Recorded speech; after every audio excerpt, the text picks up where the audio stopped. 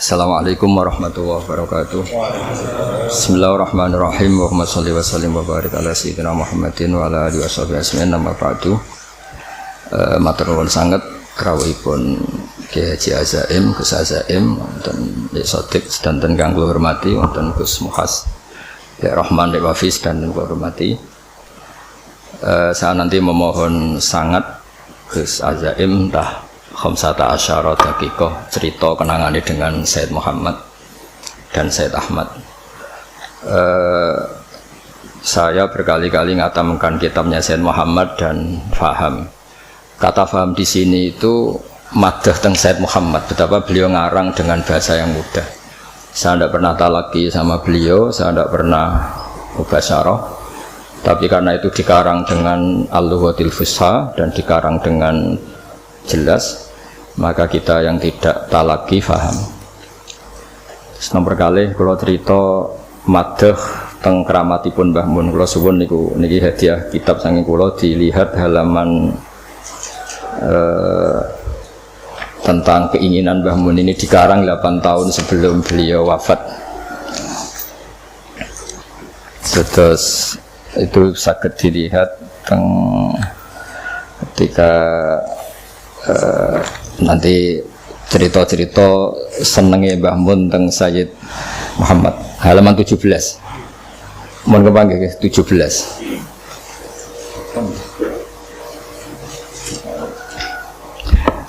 Sudah ketemu ya? Ini perlu dicatat bahwa Mbah Mun ketemu terakhir Sayyid Muhammad niku 1422 sama 23. Kalau wasif Bismillahirrahmanirrahim. Beliau cerita, pokoknya ini 8 tahun sebelum Mbah Mun wafat. Beliau saat itu sudah menulis hadhihi at-tausiyat allati kanat mafkharatan azimah li. Asal maulal karim aisma'a nafsi ma'a hamalatil ilmi min ulama'i hadil ummah wa bil akhas ulama'i ahlil bait alladina khassahum bi khassa la ya'lamu azamataha illallahu ta'ala. Jadi harapan besar beliau akan dibersamakan, dikumpulkan dengan hamalatil ilm, dan beliau khususnya memuji ulama ahlil bait. Dan setelah 8 tahun itu beliau wafat dan ditakdir dimakamkan dekat Abu Yazid Muhammad. Jadi ini keinginan-keinginan Mbah Mun yang ditulis dan dikabulkan Allah secara zahiran wa batinan. Jadi secara batin tentu beliau secara maknawi andaikan dimakamkan di sarang pun beliau pasti ma'alladzina an'ama Allahu 'alaihim minan nabiyina wasiddiqina wasyuhada'i sholihin. Tapi beliau juga dituruti secara zahir juga, yaitu dekat Sayyid Muhammad dan keluarga besar Abu Ya Al-Maliki. Karena beliau ngendikan ayat ma'a nafsi. Nafsi itu lebih ke fisik. Jadi sebetulnya kita sudah yakin secara roh itu pasti al-arwah junudun majannada, tapi beliau juga dikumpulkan secara fisik. Nah, ngukur mahabbah beliau kepada Abu Yazid Muhammad Al-Maliki, saya beri contoh beberapa halaman. Saya nanti memberi minimal 3 halaman ya. Betapa beliau akhir-akhir itu harfan bi harfin, kodaman bi kodamin, sama sekali tidak dirubah takbir yang dari Sayyid Muhammad. Ini sama lihat halaman 21 ya, halaman 21 yang mulai wa ukhilul mujaz. Setelah itu as-sanadul muttasil, terus 3 dari bawah wa ukhilul mujaz. Ini di Abuya halaman 16. Ini kan tulis fi Syekhina halaman 4 yang ini kan benar-benar wa ukhilul mujaz ala sadati al-mukhtasar alati dominatu asan itu kutub as-sittah. Iya, sama sekali tidak ada di. Saya baca ya, beliau menyebut tentang Sayyid Muhammad, padahal beliau itu muridnya Sayyid Alawi, tapi memuji Sayyid Muhammad, qala syekhi wa syekhu abna'i wa tullabi al-allama Sayyid Muhammad bin Ali Al-Maliki. Jadi beliau memuji Sayyid Muhammad dengan begitu takdimnya, qala syekhi wa syekhu abna'i wa tullabi al-allama Sayyid Muhammad bin Ali Al-Maliki. Beliau ketika cerita sanad wa ukhilul mujaz, artinya ukhilu itu diikhalahkan, saya tidak perlu nulis sanad lagi karena sanad itu untuk al-mujaz. Bacanya al-mujaz karena dari fi'il madhi ajaza. Jadi mujaz itu yang dikasih apa? Ijazah ala thabati al-mukhtasar alladhi dominatu asanitul kutub as-sittah. Nah ini terus bisa dilihat lagi jenengan di halaman berapa itu? 22.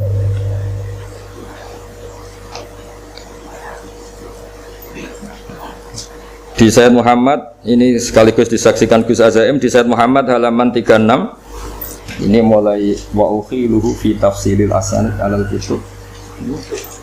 Yang wa ukhiluhu fi tafsilil asanid al kutub al musannafah. Iya dalbab wa ya kutubul faris wal asbab. Sama sekali enggak ada yang gitu. Terus wa khusu bi dzikri minha asyaruha fi hadhihi maqam. Khusu bi dzikri minha asyaruha fi hadhihi maqam. Jadi saya sangat hati-hatinya di sini di sesinya halaman ini. Kemudian ini kan yang kita sudah saat akhir Alif Tufari dalam masalah itu semuanya karfan kita. Jadi enggak intah kita sarroh atau bimak semuanya sampai muka. Terus ini cerita ya mahabbahnya seorang Mbah Maimun guru kita semua kepada Sayyid Muhammad sampai beliau yang biasa bahasa Arab fusha dan menukil bil makna atau bit tasarruf. Tapi kalau sudah dengan kitabnya Sayyid Muhammad semuanya itu intaha bi hurufi, satu huruf pun enggak ada yang dirubah. Jadi ini agak unik bagi saya, ini luar biasa. Jadi ini tasarruf kita, kenangan kita. Terus yang terakhir saya kemarin belajar ad-da'watut tamah karena beliau ngendikan di Al-Iqdul Farid wa nakhtimu hadil wasiyah sampai seterusnya wa in arada ma'rifat at-tariq al-khassa wal adab al-masyru'ah fa ilzam mutala'ah ad-da'wat at-tamah wa la yaktasiru ala sartiha biqasdi tabarruk kama yaqulun. Jadi di antara pesannya Sayyid Muhammad enggak boleh ngaji khataman kilatan kalau di sini. Wa la yaktasiru ala sartiha biqasdi tabarruk kama yaqulun.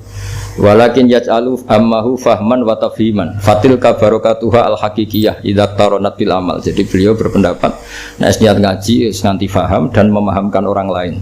Tidak cukup iktisar ala sartiha bi qasdi tabarruk kama yaqulun. Jadi beliau termasuk kritik yang khataman tapi tidak faham. Karena itu dikritik, alhamdulillah kita yang tidak khataman yang tidak faham. Jadi ya tapi ini cerita betapa. Dan saya ini tahadus bin nikmah. Semua kitabnya Abuya dan paling tidak kebanyakan. Saya cara sinau itu tak takriri karena memang saya butuh istilahnya kalau dalam kitab misdaku dzalik. Misalnya Ahwal Mbah Mun yang sering datang ke Umarok misalnya. Ternyata di kitabnya Sayyid Muhammad di judul Imam dari Hijrah Malik bin Anas halaman 79 beliau ngendikan waqala haqqun ala kulli muslimin. Ini ada harokatnya, kalau tidak ada harokatnya tak baca haqqo, tapi ini ada harokatnya tak baca haqqun. Haqqun ala kulli muslimin aw rajulin ja'alallahu fi sadri shay'an minal ilmi wal fiqhi ayadkhula ila di sultanin ya'muruhu bil khairi wa yanhahu 'anil syarri wa ya'idhuhu fa idza tasafal alim bidzalika fa wa al fadlu alladzi la ba'dahu fadlun. Fakana yu'tabaru hadza fadlan 'aziman ulama lidha yajibu alim ayazurul umara min ajli ayakunu fi safil ulama. Fa yasula tatbiqu ma ja'a fi sayyidina Muhammadin sallallahu alaihi wasallam. Terus kata beliau mengisahkan ulama dulu, laula anni atihim ma ra'aitu lin nabi sallallahu alaihi wasallam fi hadil Madinah sunnatan ma'mulan biha. Jadi barokahnya kiai-kiai dekat Umarok paling tidak ada sholat, ada masjid, ada akidah ahli sunnah wal jamaah. Ini saya ceritakan ke teman-teman karena yang dihafali biasanya wasarul ulama mayatuna babal Umar. Jadi supaya ilmunya dua lah. Ada yang riwayat mayatuna, ada yang riwayat mayati. Itu kalau mayati berarti mura'atul lafzi, kalau yatuna mura'atul makna. Jadi beliau jelas ngendikan artinya ketika Syekhina Kiai Maimun kerso tarbiyah kepada Umar, memang dari diantara yang didahulukan Sayyid Muhammad hakun ala kulli muslimin aw rajulin ja'alallahu fi sadri shay'an minal ilmi. Itu ayat khula ila di sultanin ya'muruhu bil khairi wa yanhahu 'anil syarr. Mungkin yang membedakan kita akan ngajukan proposal, tapi yang jelas itu sama-sama masuk di sultanin. Ya, kalau tidak bisa persis ya niru masuknya. Tapi yang jelas itu ini untuk pembandingnya. Jadi ini termasuk khataman ketiga saya kitab Syariat wal Khalidah. Khataman kedua saya ini alam itu saja. Kemarin ada rektor UI ke sini ya tak ikut khataman Syariat. Oh ini ada jenengan. Dan ini nanti kalau mohon entah berapa menit bisa saya cerita kenangan dengan Abu Hasan Muhammad. Yang jelas kita yang tidak mubasyarah, tidak talaki itu faham karena beliau mengarang dengan al-lughatil apa? Fusha, dan kita nyaman. Saya tidak pernah iskal baca kitab beliau karena saya pernah baca Syariatul Khalidah Hatam, Qawaid Asasiyah, terus Malik Imami dari apa? Hijrah, terus Fahmun Nusus, Manhajus Salaf fi Fahmin Nusus. Banyaklah kitab beliau yang saya baca dan semuanya itu nyaman, enak, jadi enggak ada masalah. Dan ini bukan madhah saya tapi madhah betapa beliau punya keahlian manhaj yang bisa tafhim, punya kemampuan ibanah seperti abahnya punya kitab Ibanatul Ahkam. Nanti kalau suwun doa dening Nggih Mansur. Monggo Gus.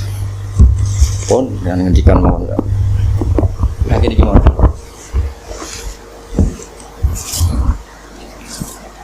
Assalamualaikum warahmatullahi wabarakatuh. Hamidan lillah wa musallian ala Rasulillah sallallahu alaihi wasallam. Wa ba'du. Ramai Bahauddin Nursalim hafizahullah ta'ala, para asatidz, para sepuh, para santri hafizahumullah jami'an. Ini kesempatan baik dan di hari yang baik, insyaallah berkumpulnya kebaikan pertanda semoga dikersani Gusti Allah termasuk orang-orang yang baik. Imtisalan bi amri, saya melaksanakan permintaan. Tadi beliau juga sudah ngasih warning ya, ad-dhaif kal majid katanya. Waduh gak iso ngopo-opo iki. Kudu nggih nderek mawon. Kenangan kami, saya katakan kami karena ada satu angkatan yang cukup unik. Satu duf'ah, satu gelombang tabaqat yang hidup di dua era. Peralihan antara zaman Abu Yazid Muhammad Al-Maliki dan Khalifah beliau Sayyid Ahmad Al-Maliki, termasuk Gus Idrar yang kemudian dipanggil Maimun oleh Abuya. Itu ka'annahu isyarah ya, yang bakal menempati kesepuhan ya, kirangan. Dan beberapa gawakis putra-putra yai lainnya yang seangkatan kami waktu itu. Dan hari ini terbukti bahwa kami hidup di masa peralihan. Gus Idrar juga pulang di masa peralihan. Semua mengalami hal yang secara tarbiyah ruhani kami merasakan bahwa itu bukan suatu kebetulan, memang rencana by design, bahwa Lauhul Mahfuz sudah skenario-nya begitu. Subhanallah. Entah apa yang Allah mendikan dalam catatan rahasia itu, tapi kita sedang menjalaninya, peran-peran tugas kemanusiaan ini. Ingkang kaping kalih bahwa setahun bersama Abu Yazid Muhammad Maliki sangat mahal, jauh melampaui dunia akademik, kemudian mungkin pondok salaf yang harus memahami suatu kitab dalam kurun waktu yang ditempuh cukup lama, tapi mahal sekali. Setiap nafas beliau, setiap gerak-gerik ilmu semuanya. Apa yang kami rasakan hari ini marojiknya yang selama setahun itu luar biasa, termasuk yang paling menjadi kenangan ya, iskal kami selama di berbagai pondok pesantren. Kita kan di pondok salaf itu rata-rata ya zahid, kiainya sebegitu, kemudian menghindari hal-hal yang berbau materialisme dan semacamnya. Kadang kita iskal ketika Romo Yai kok punya mobil bagus kan gitu, Romo Yai kok rehab rumahnya kok wah ini. Tapi begitu melihat Abu Yazid Muhammad Al-Maliki, kejawab semua. Dan ternyata beliau sudah menjawab di kitab Malik bin Anas, Imam Darul Hijrah. Jadi profil beliau ada pada Sayyid Muhammad Al-Maliki. Bagaimana kiai itu harus kaya, bukan untuk menunjukkan kesombongannya, tapi untuk menunjukkan manil ghariyul haq yang Allah berikan kepada al-abd. Jadi ketika harta yang soleh ada pada orang yang soleh, ini kan berarti kesolehan double kan begitu. Itu yang hari ini perlu menjadi jawaban. Saya sepakat dengan Gus Baha ketika kita harus mempromosikan kiai kudu sugih ini ya. Tapi yang dimaksud adalah harta yang soleh ada pada tangan orang yang soleh, kan begitu. Di mana fenomenanya ya, ketika hari ini ngapunten, dunia pesantren sudah sangat menjadi tertarik di kancah nasional, dipolitisir dengan segala kepentingan dan suaranya, maka dunia ahlul bait pondok pesantren, gus-gus ini objek yang sangat menarik untuk menjadi sasaran materialisme itu. Tetapi ketika kita sudah sugih mana, sudah kaya hati, ghinan nafsi, ini yang luar biasa. Maka kekayaan fisik ini hanyalah menjadi sarana untuk penguatan dakwah. Ini yang kedua. Jadi semua kejawab. Bagaimana pakaian beliau yang super mahal untuk ta'lim. Kemudian bagaimana keseharian beliau yang tidak dilihat orang lain, sederhana. Tetapi ketika untuk menampilkan ilmu, menghormat ilmu ahlul ilmi, parfumnya yang sangat mahal, imamah dari bahan tekstil yang terbaik, dan bagaimana cetakan kitab beliau dengan cetakan yang terbaik juga, kan begitu. Kemudian yang ketiga, sebagai ahlul ilmi, beliau mengendikan kalau Romyai Maimun Zubair ahmalatul ilmi. Ini yang kita cari selama ini, keresahan batin al-fakir ilallah, ketika mendengar hadis bahwa Rasulullah mewasiatkan kepada umat ini dua, kan begitu, Alkitab wa sunnah. Di hadis yang lain ahlul baiti itrati, ahlul baiti. Tetapi kemudian ketika Allah memberikan rizki bahwa guru kita, syekh kita ini adalah ia juga beliau hamalatul ilmi dari Al-Quran dan As-Sunnah sekaligus itrah, ini kan sudah cukup lah. Kaya, kita punya guru semacam ini sudah super kaya sudah. Bahwa wasiat Nabi ada di depan mata, ada di pundak kita, tinggal bagaimana kita menjaga hubungan ini. Dan Abu Yang ngendikan bahwa murid yang baik ketika dia menjaga wirid gurunya, kemudian ilmu gurunya, ini adalah wafa, kesetiaan. Jadi setia itu bukan hanya sebentar-sebentar sowan, sebentar-sebentar kadang-kadang ya malah ngeroti guru nih, kan gitu. Ya, iya.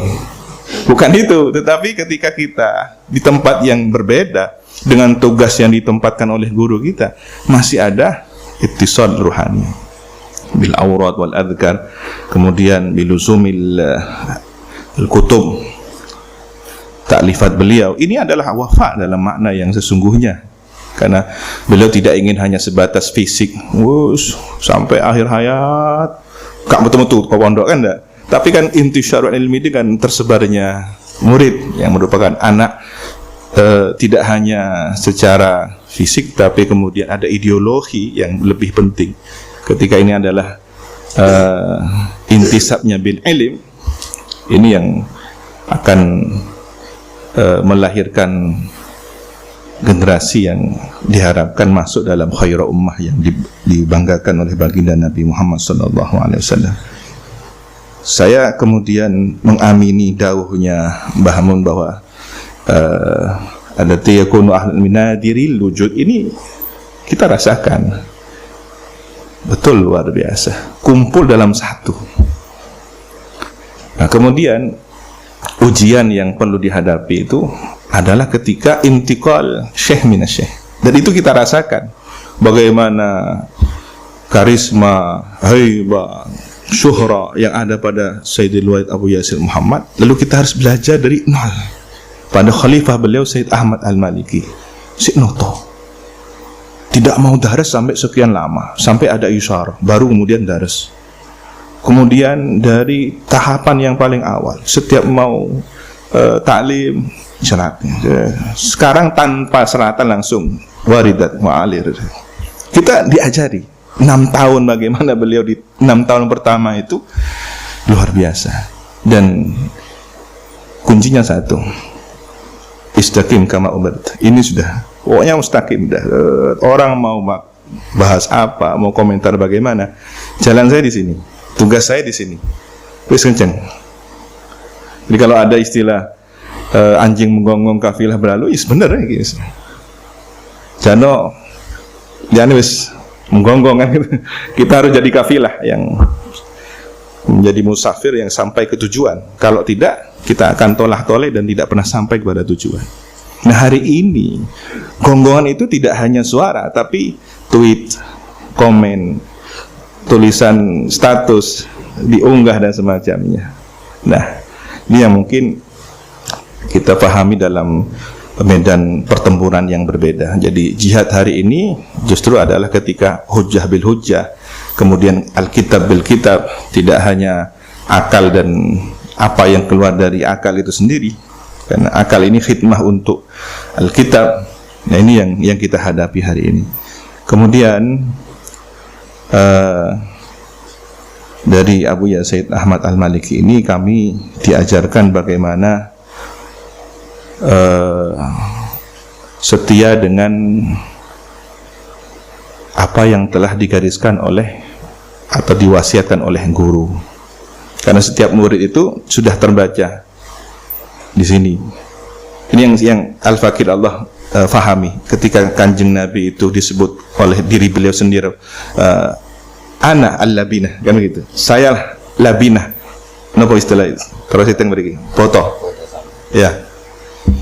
Dan dalam kenyataannya ketika rehab Ka'bah yang kemudian jadi rujukan referensinya Qabail itu, Ru'asaul Qabail yang nyaris berpecah belah, nyaris sudah tawuran, tapi yang kemudian menjadi solusi siapa? Tanpa rekayasa, orang yang pertama kali masuk Masjidil Haram adalah Kanjeng Nabi, langsung hadal amin, rodi itu. Karena begitu semua pada teriak, saya rela kalau ini yang jadi penentu. Dan cerdasnya Kanjeng Nabi luar biasa. Selendang diambil dari mereka atau dari Nabi, kemudian ditebarkan, masing-masing Ru'asaul Qabail memegang, ikut andil, merasakan ikut andil semua.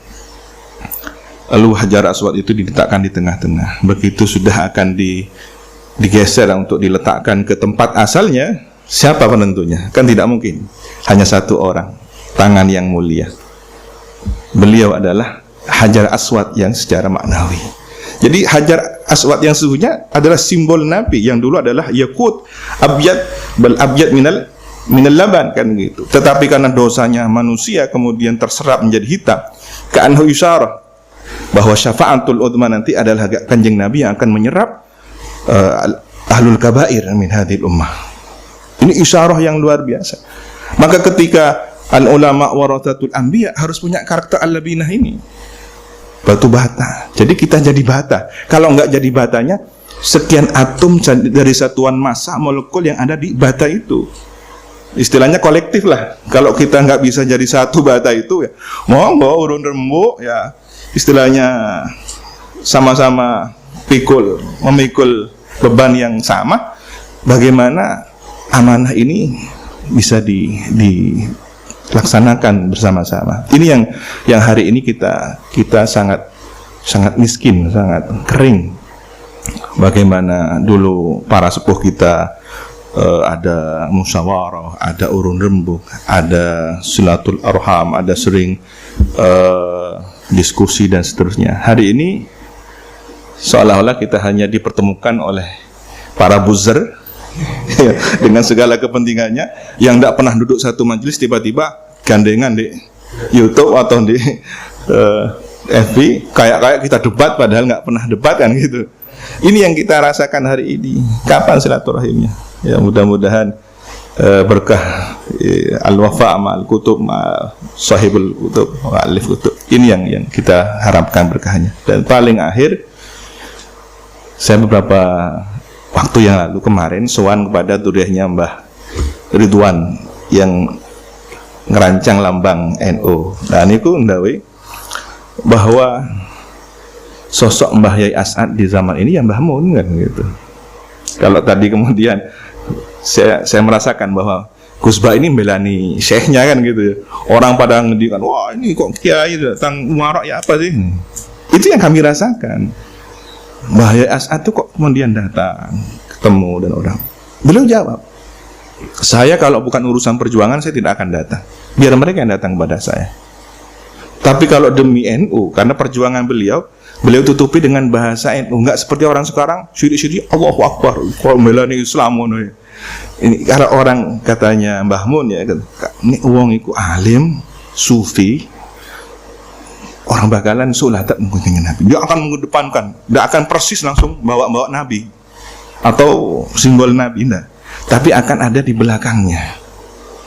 Itulah rahasia Nahdlatul Ulama, kenapa dotnya pas ngelingkari bumi kan gitu ya. Nabi kan yang dahulu, anak afsahu man nataqa bid-dhat. Jadi Kanjeng Nabi sudah, jangan yang lainnya. Al ulamanya di sebelahnya, Nahdlahnya di sebelahnya, tapi dotnya tengah-tengah.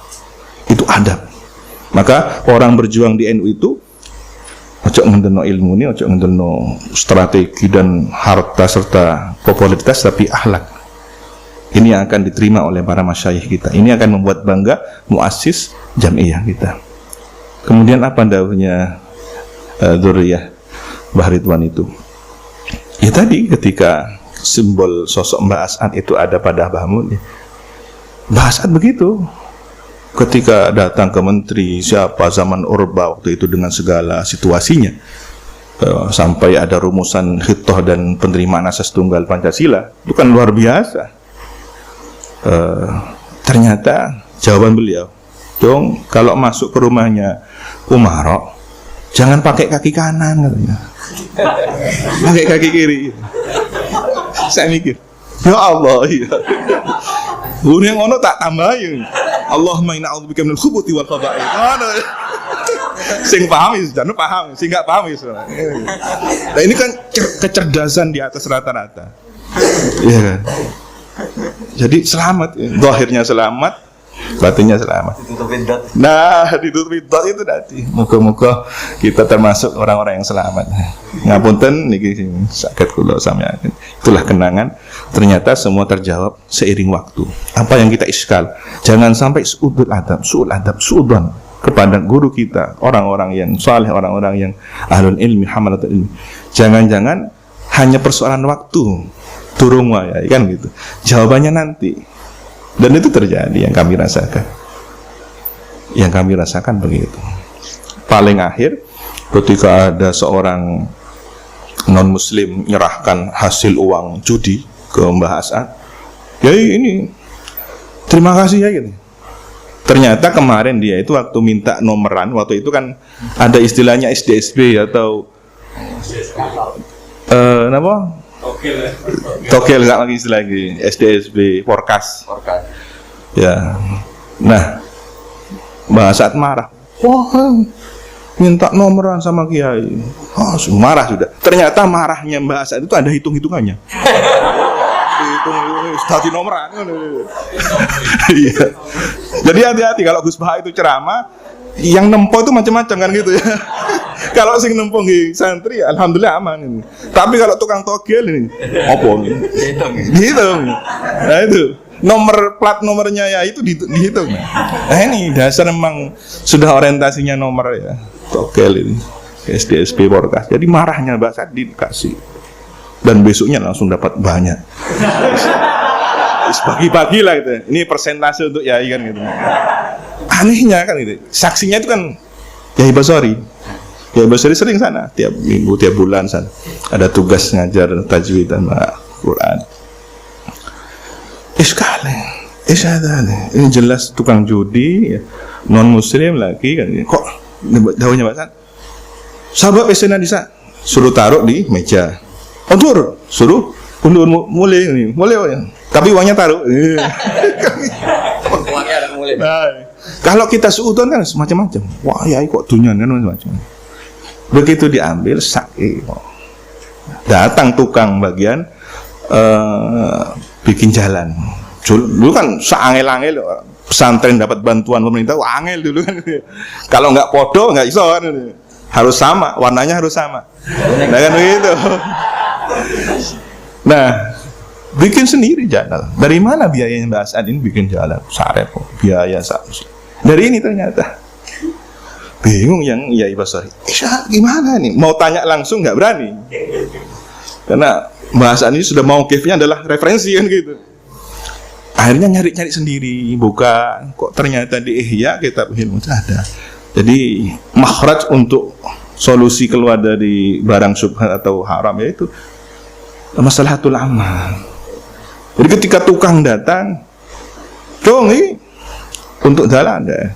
Tapi kalau untuk rokok, untuk kopi dari sebelah kanan kan gitu. Kopi, nasi. Ya. Tapi yang untuk jadi aspal, jadi umum, jadi apa itu dari kiri. Subhanallah. Ini kecerdasan yang jarang dimiliki oleh orang-orang yang hidup di zaman ini, orang-orang wara yang kemudian dibimbing oleh Allah Subhanahu wa taala. Ya mudah-mudahan kita ada di jalur beliau, bersama beliau, sehingga apa yang kita doakan tiap hari, ihdinas siratal mustaqim, siratal ladzina an'amta 'alaihim. Ya ini para nabi kita ndak nututi, syuhada was tinggi syuhada ya. Tapi yang salihin ini ada di depan mata kita. Kita hidup dengan beliau-beliau ini. Maka hargai kesempatan Mas ini. Ngapunten, an afa minkum ihdinas siratal mustaqim. Wassalamualaikum warahmatullahi wabarakatuh.